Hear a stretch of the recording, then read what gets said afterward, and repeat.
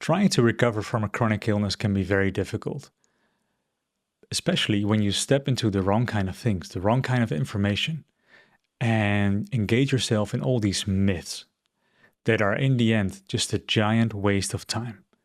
And they might seem to work in the beginning, but why is that exactly?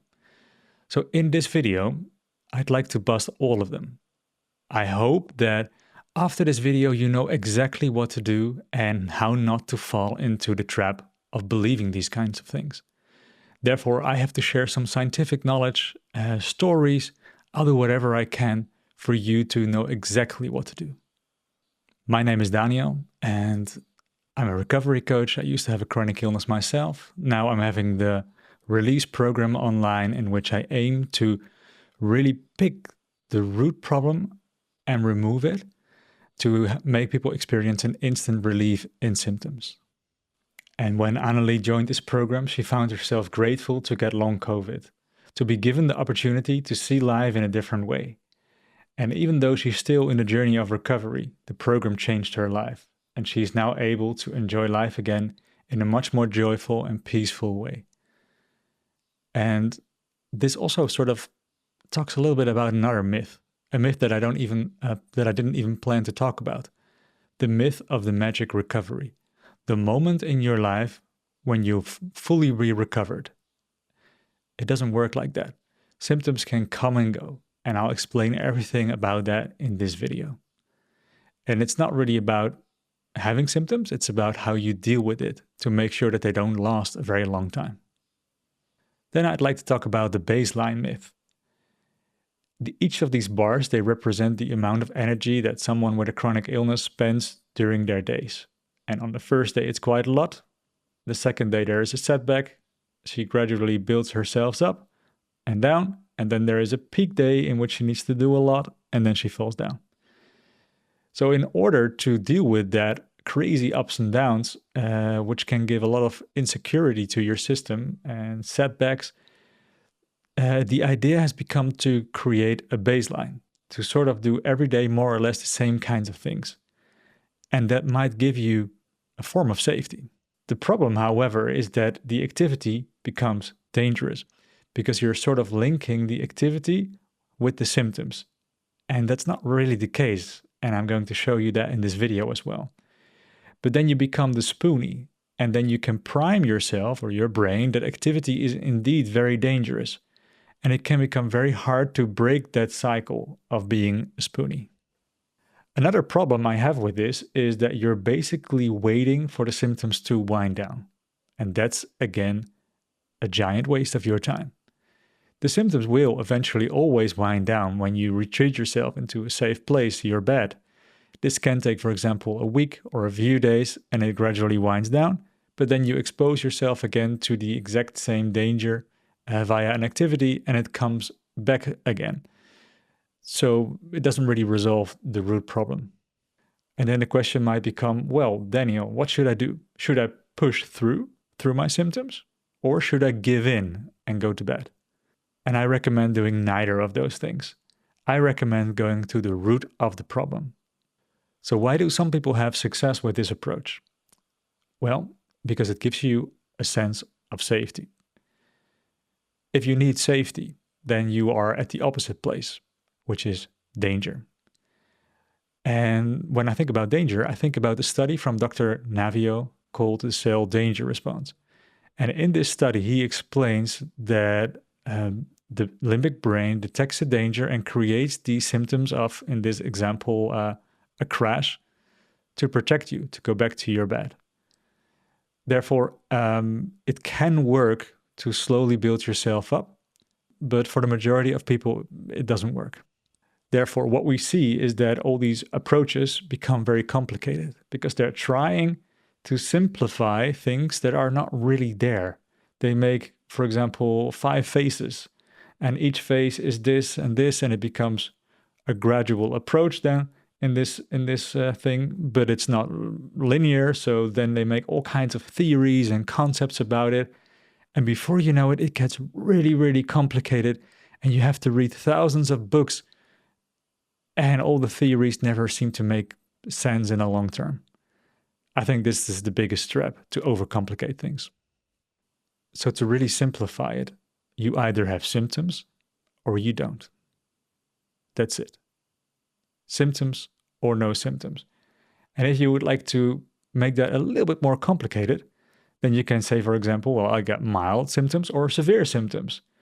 And there are different kinds of symptoms. For example, mind-body symptoms. Mind-body symptoms, I'll come back to that later, are symptoms that the brain can create just for your protection. Think about migraines, depersonalization, fatigue, pain, etc. But there are also stress symptoms. Stress symptoms are the consequence of staying in the stress mode, the fight or flight mode, for a longer period of time. Think about tinnitus, for example. Then there are also healing symptoms. And healing symptoms, your body sort of becomes heavy. Maybe you develop a real fever and your body can restore itself. And this also makes you feel a little bit bad, of course. And then there are also organ symptoms. And with these organ symptoms, we see that an emotion attaches itself to an organ because it's ready to be released and to be processed. But until you do that, it sort of is a burden on the organ. And you can develop like acid reflux, POTS, difficulty breathing, etc. And then finally, there are release symptoms. And release symptoms are usually after a release, and I'll come back to that later. You remove the underlying stressor, which is the emotion on your organs or the emotion that the brain perceives as a danger, and you start crying. And then after that, you might get a headache and those kind of things. So those are release symptoms. And what we have to do with every chronic illness is to divide all the types of symptoms and put them in these boxes. And then we know exactly what to do. But they all need more or less the same thing, which is emotional release. Because even if you're stressed, meaning that you are in a state of resistance, if you remove that, what you are resisting, the body calms down instantly. The next myth is the false danger response.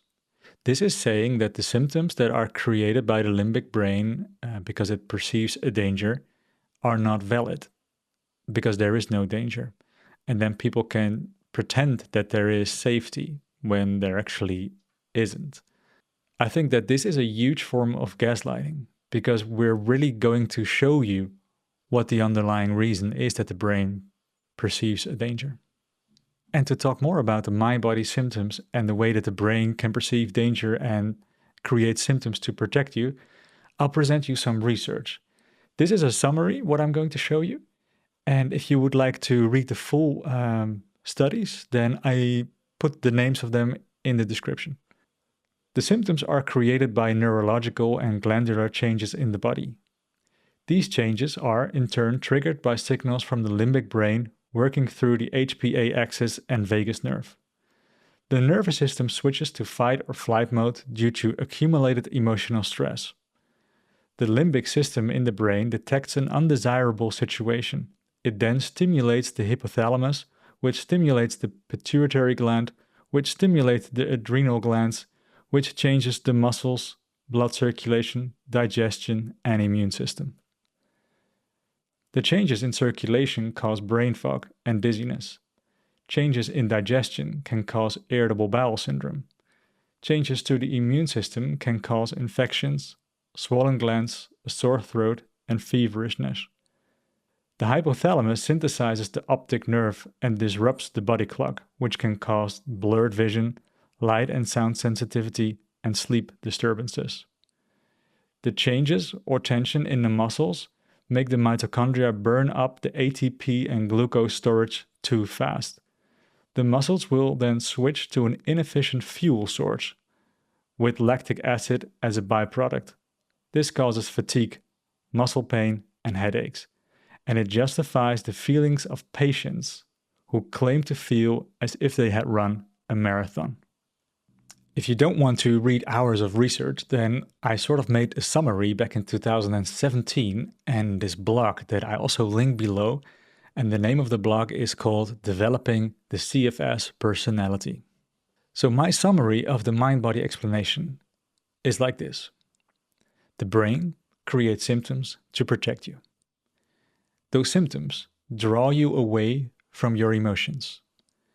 The emotions are on your organs, and the symptoms are everywhere but your organs. For example, your head, back, neck, and limbs. And it sort of distracts you. That's the whole goal, because it wants your attention away, but it's going to make you obsess about the symptoms, because that's its purpose. When you don't obsess about it, the brain will usually find another symptom that is going to do the trick.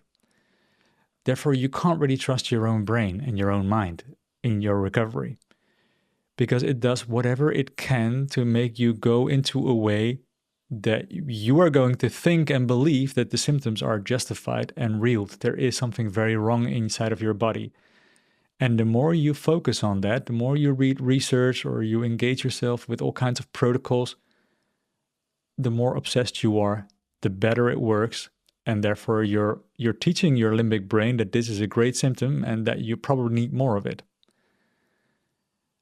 And if this is all emotional, then I ask myself the question, if the emotion is the problem, then resolving the emotion should lead to normalization. And I tried that in the beginning by exposing myself to difficult situations and see what happened. Before, I thought that the activities were actually causing the symptoms. And indeed, emotionally stressful situations were enhancing the symptoms. But in the beginning, I had no control over it whatsoever. But fast forward a few more years, and I discovered that I could really switch on and off my own symptoms. And I started replicating that with clients. And that's basically what I do right now in the release program.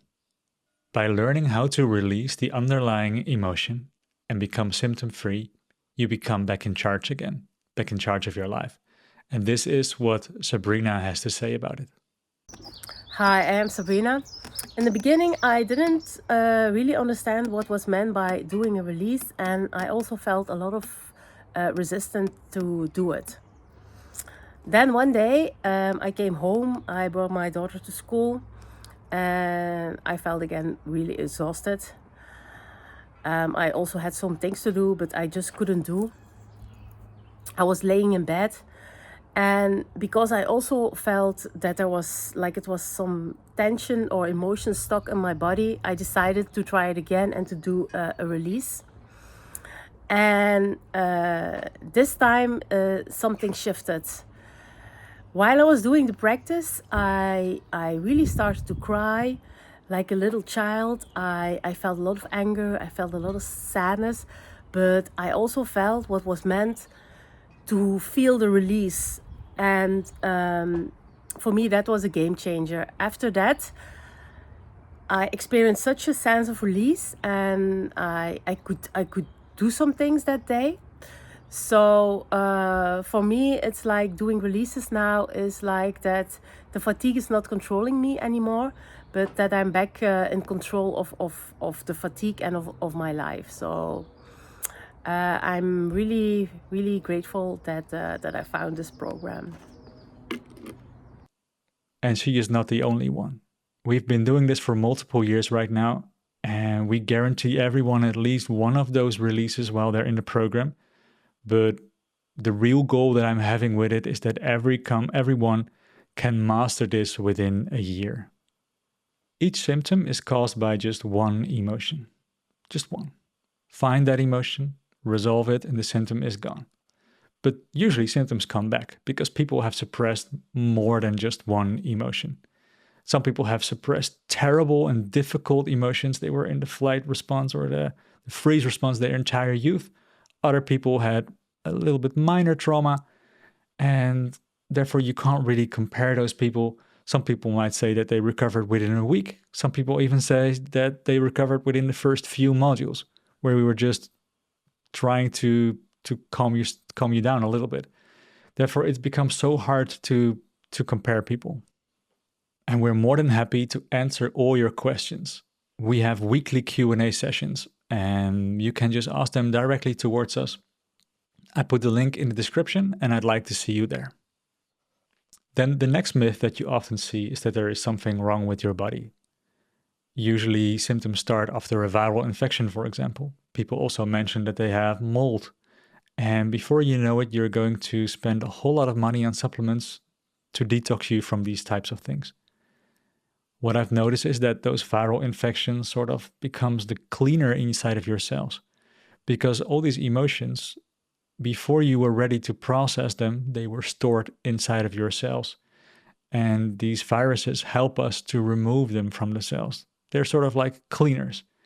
But after that, when the emotions are ready, they can become stuck in your organs.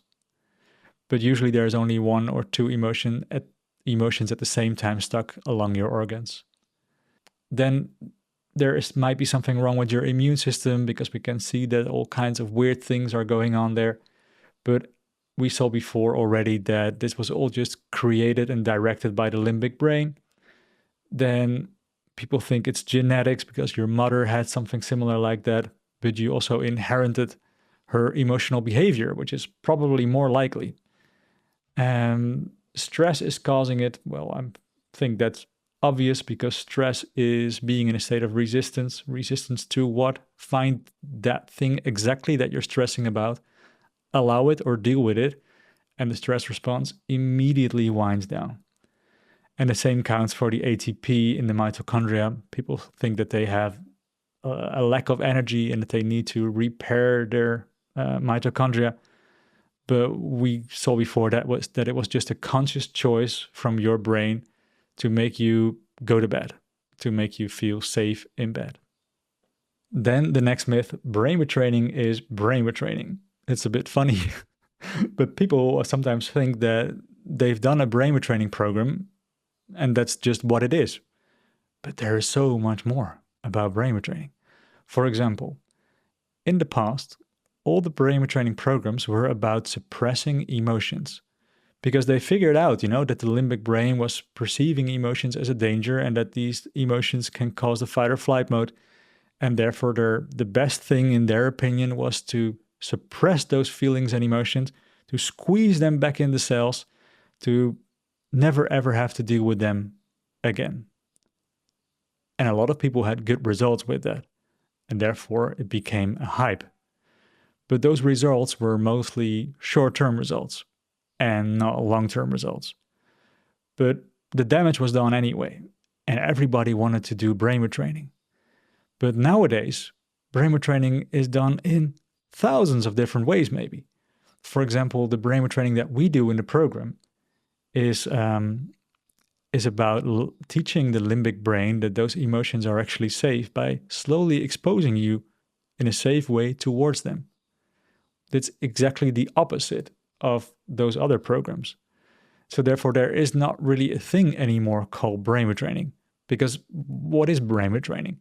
It's basically teaching yourself to do something in a new kind of way. That means it's learning, and it's learning anything new. Doesn't matter if it's productive, if it's good, if it's helpful, it really doesn't matter. Therefore, I stopped using the word brain retraining, because I was also pretty damaged by my experiences with those emotional suppression programs, especially when I became an emotional practitioner. I was like, what did they do with me? And I started becoming very negative and resentful about these kinds of methods.